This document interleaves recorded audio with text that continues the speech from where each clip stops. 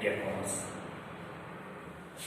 विषय अर्थशास्त्र प्रकरण 11 आर्थिक विचार।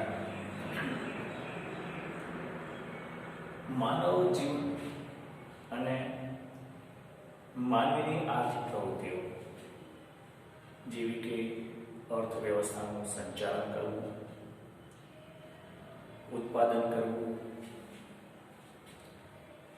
ઉત્પાદન થયેલી વસ્તુઓની વહેંચણી કરવી, વિતરણ કરવું, રોજગારી મેળવવી, રોજગારી આપવી, દેશનો અને પોતાનો આર્થિક વિકાસ કરવો અને આર્થિક પર્યાવરણીય સમસ્યાનો ઉકેલ લાવવો, એ બધાને આપણે આર્થિક વિચારો તરીકે ઓળખી શકીએ. અહીંયા વિશ્વના દરેક દેશના અર્થતંત્રમાં સંચાલન, ઉત્પાદન, આવક, ખર્ચ અને વહેંચણી, આ બધી સમસ્યાઓનો ઉકેલ ના સંદર્ભમાં પૂર્વ અને પશ્ચિમના ઘણા બધા અર્થશાસ્ત્રીઓએ પોતાના મત પ્રગટ કર્યા છે. તેને આપણે આર્થિક વિચારો તરીકે ઓળખી શકીએ. એટલે કે માનવી જીવન અને તેની પ્રવૃત્તિઓ બંનેની અંદર માનવ જીવન હોય કે માનવીની પ્રવૃત્તિઓ, બંનેની અંદર આર્થિક પ્રવૃત્તિ, આર્થિક બાબતો હંમેશા સંકળાયેલી રહી છે અને તેથી જ તેના સંદર્ભમાં જે કંઈ વિચારો રજૂ કરવામાં આવે છે તેને આર્થિક વિચારો તરીકે ઓળખવામાં આવે છે. અહીંયા આગળ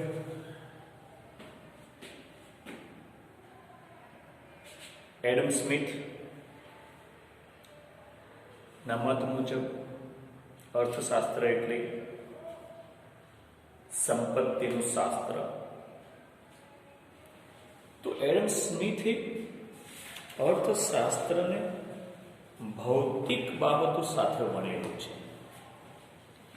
એડમ સ્મિથના મત મુજબ અહીંયા આગળ તેના મત મુજબ ઉત્પાદન,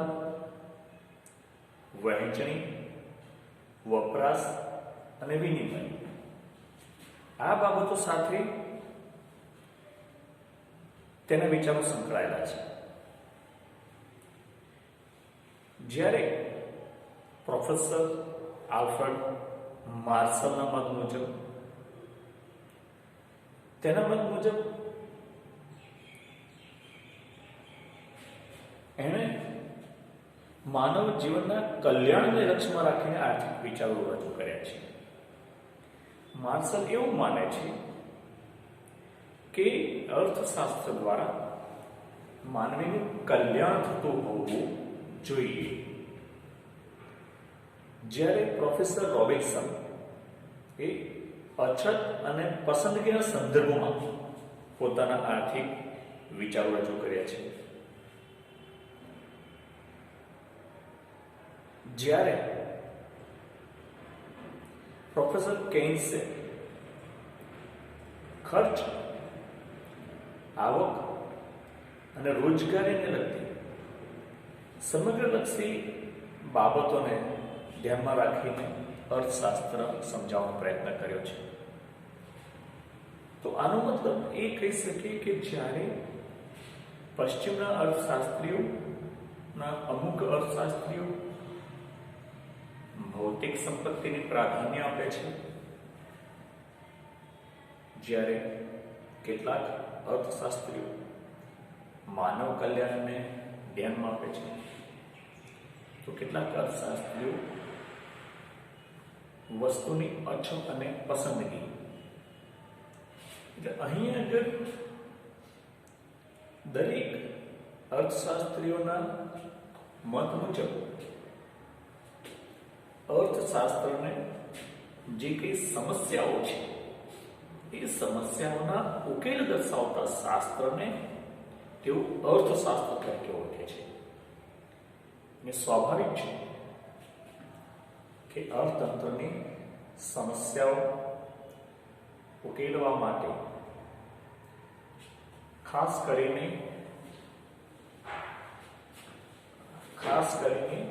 અર્થતંત્રનો ખાસ પોતાની રીતે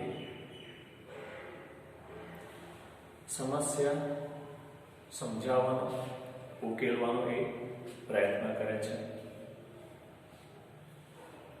તો આવી રીતે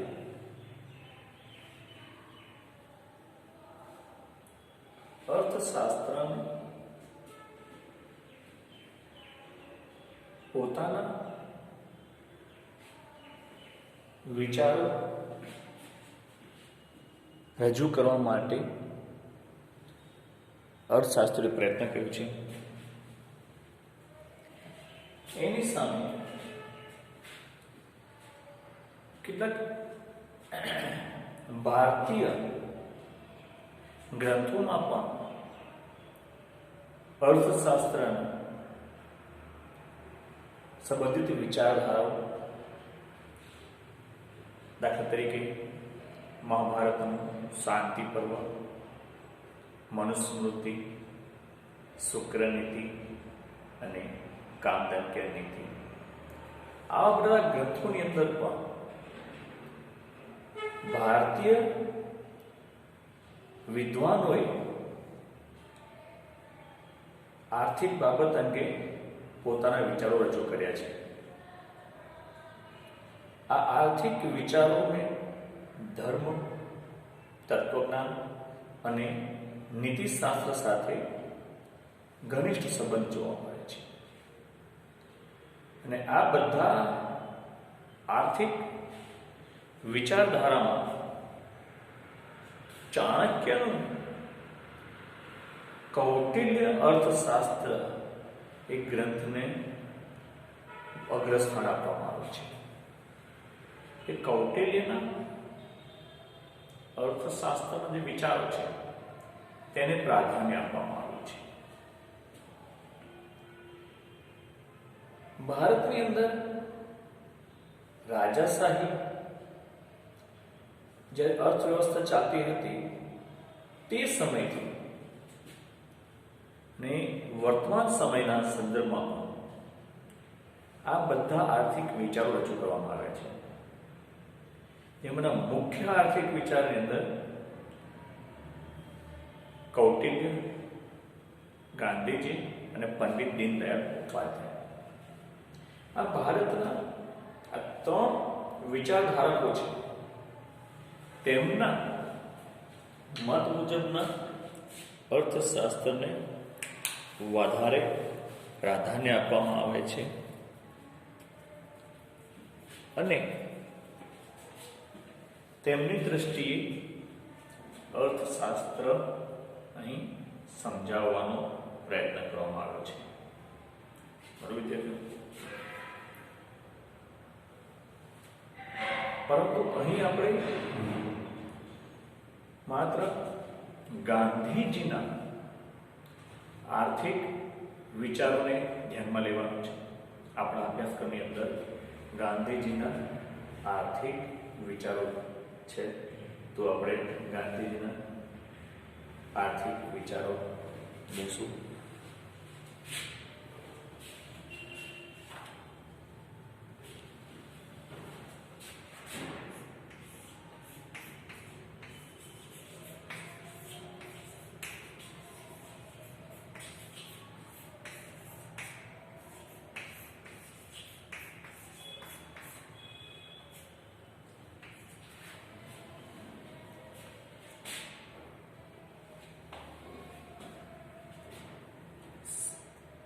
સમાજમાં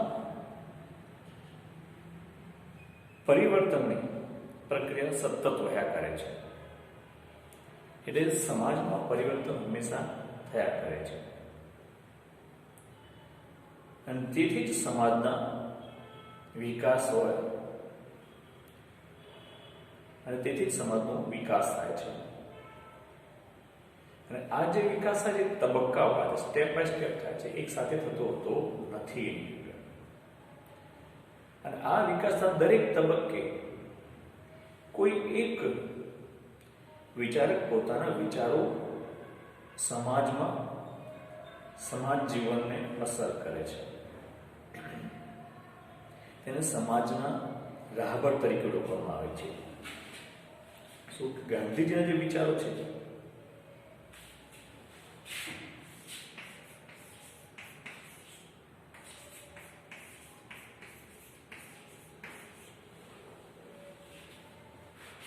ગાંધીજી જે વિચારો રજૂ કર્યા છે, સમાજમાં જે પરિવર્તન લાવવાની પ્રક્રિયા કરી છે, તે સમાજના એક રાહબર તરીકે ઓળખવામાં આવે છે. સમાજને એક અલગ દિશા આપી છે, એક નવો રસ્તો પૂરો પાડ્યો છે. ગુજરાતના એક પોરબંદર શહેરની અંદર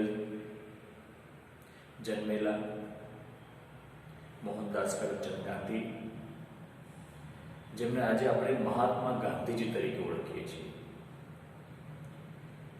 એક એમની વિચાર શક્તિ અને એમની ઈચ્છા શક્તિ, આદર્શવાદ એક ધ્રુવ તારક તરીકે ઓળખવામાં આવે છે. હંમેશા એ પોતાના જીવનની અંદર જે કંઈ તેમના વિચારો છે, તેમણે સૌપ્રથમ પોતાના જીવનમાં અમલ કર્યો છે. તેમનું જીવન જે ધર્મ અને નીતિ પર તેમણે ખાસ ભાર મૂક્યો છે. અસ્પૃશ્યતા નિવારણ, દારૂબંધી, કોમી એકતા, સ્ત્રી જાગૃતિ, આવા ઘણા બધા સમાજ સુધારના જેવા કાર્યક્રમો અંતર્ગત તેમણે ભારતને એક નવી દિશા આપવાનો પ્રયત્ન કર્યો છે. તેમનું નીતિમય જીવન એક જીવન મંત્ર રહી ગયું છે અને તેમના નીતિ શાસ્ત્રને એમણે પાયા તરીકે સ્વીકાર્યું. ગાંધીજીના આર્થિક અને સામાજિક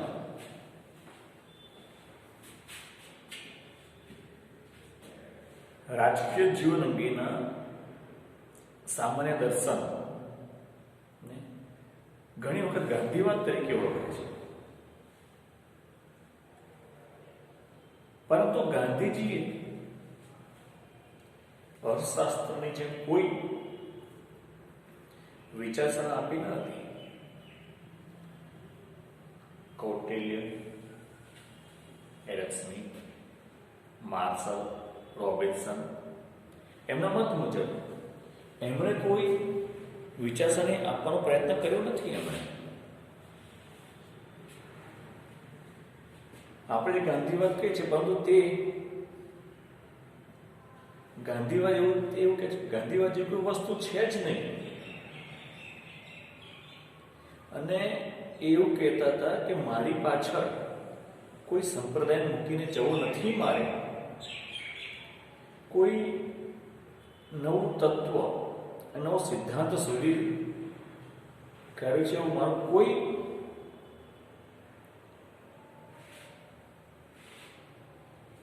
દાવો નથી. એમ કોઈ એવો દાવો નથી કર્યો કે મેં કોઈ નવો સંપ્રદાય શોધ્યો છે. એવું નથી માનતા તેઓ, પરંતુ તેમણે તેમના જીવનમાં લાગુ પડતા અને નીતિમત્તાઓ જીવનમાં લાગુ પડતા જે પ્રશ્નો છે એ જ એમણે સમાજને સમજાવવાનો પ્રયત્ન કર્યો છે.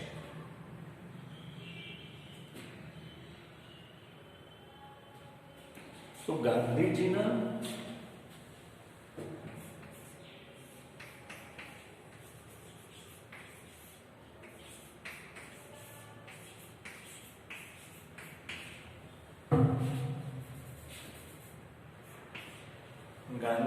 જીવનમાં કેટલાક વિચારકો અને કેટલાક ગ્રંથોનો પ્રભાવ પડ્યો છે.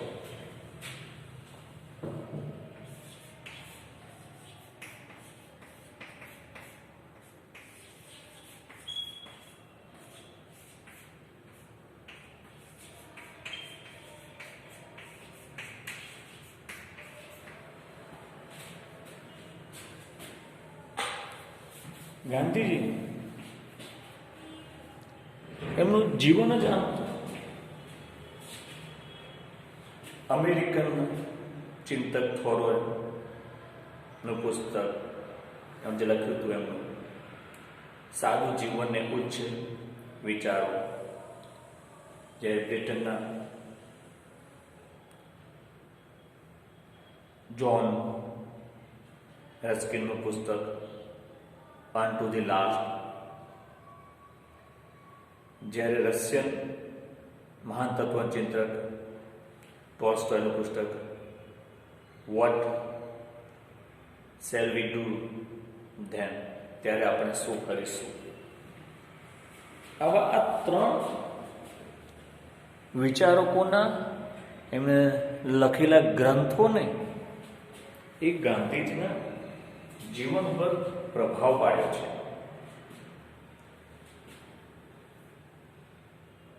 તેમના મત મુજબ રોટી શ્રમનો સિદ્ધાંત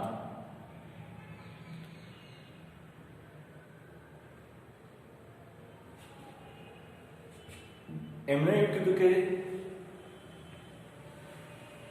રોફિક ટોલ્સ્ટોયનું પુસ્તક છે એમાં The kingdom of God is within you. અને ગાંધીજી હંમેશા શ્રમને પ્રાધાન્ય આપ્યું છે. જે પણ કાર્ય કર્યા વગર ખાય છે તે પાપનો આહાર કરે છે. એટલે કે મફતનું લેવું જોઈએ નહીં તેવું તે માનતા હતા. કાર્ય કરીને જ હંમેશા લેવું જોઈએ તેવું તે માનતા હતા. બરાબર. તો આ હતો ગાંધીજીનો પરિચય અને કેટલાક ગાંધીજીના વિચારો જે તેમણે પોતાના જીવનમાં ઉતાર્યા છે. તો આજે આપણે આટલું રાખીએ છીએ અને આવતા પીઢીની અંદર આપણે ગાંધીજીના મુખ્ય આર્થિક વિચારો જોઈશું. આજનો તમારો હોમવર્ક છે ગાંધીજીના જીવનમાં વિચારકો અને ગ્રંથોનો પ્રભાવ એ તમે લખીને તૈયાર કરશો. બરોબર વિદ્યાર્થીઓ, આજે આપણે આટલું રાખીએ છીએ.